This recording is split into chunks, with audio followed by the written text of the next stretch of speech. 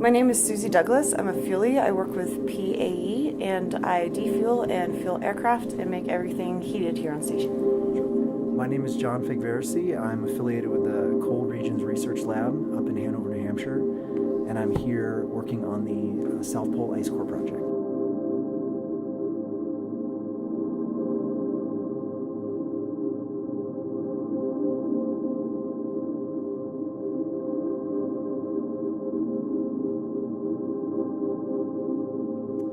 My name is Landon York. I'm from Atlanta, Georgia, and I am with the Antarctic Fire Department. And what we do here is the same mission we do back at McMurdo, only it's more airfield oriented. My name is Delia Tosi. I'm from UW-Madison and I work for IceCube, so looking for neutrinos. My name is Elizabeth Morton. I'm an ice core driller for the University of Wisconsin, currently working on a project called Spice Core here at the South Pole. My name is Laura Moon. I'm from River Falls, Wisconsin. I'm an undergrad at the university there. I'm here at the South Pole working on COSRAE.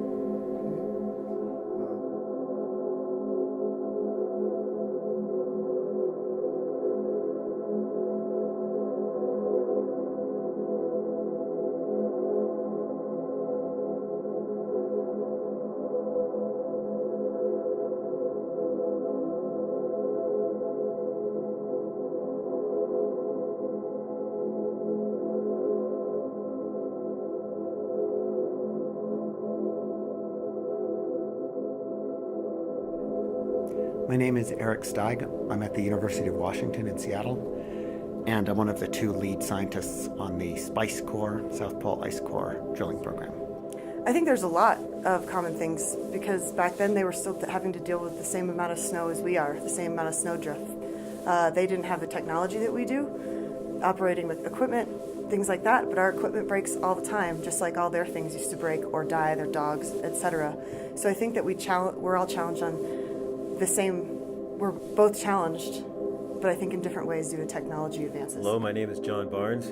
I am a fire lieutenant with the Antarctic Fire Department, and our primary mission down here at South Pole is air rescue, firefighting, and protection of the Air Force Gear C-130. I didn't read anything about Scott or Amundsen until I was in Antarctica in the early 1990s, and I read several books during a snowstorm when we couldn't go outside, and I thought, oh, I'm experiencing what they experienced until I got deep into the books, and then I realized that I had no commonality at all because I was totally comfortable and had heat and an airplane nearby if I really... So the early folks did quite a bit of science.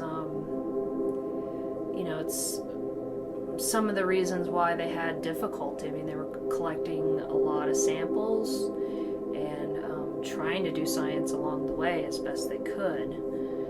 So it was always, at least in the background, which for the air I think is impressive. It's amazing to be able to step into these guys' shoes and experience what they had to kind of go through. But at the same time, we have it so much easier, and we're sleeping in beds inside with 3 meals a day, and I just couldn't imagine being out there with only a tent for shelter.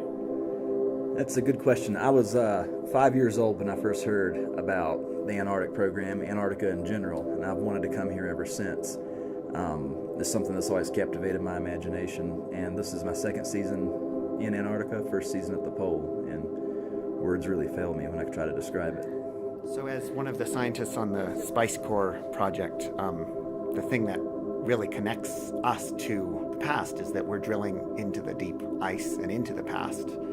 Our ice core should be 40,000 years old or older at the bottom, which means that last year we passed through the ice that Amundsen and Scott, that dates to the time of Amundsen and Scott. They may have walked on the very patch of ground that we drilled into.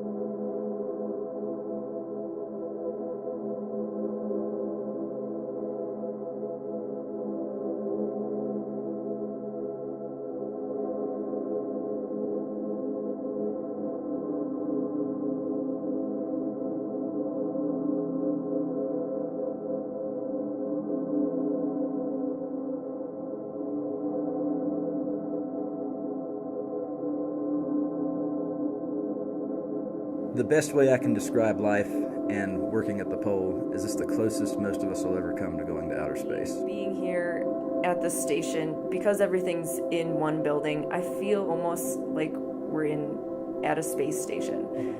And we have to get all geared up to go outside, almost like a spacewalk. It's so foreign to me to be here and see the vastness of this area that it feels like I'm in space. I had the opportunity to research it, and I think they would be very happy to know that their hard work has certainly not been in vain.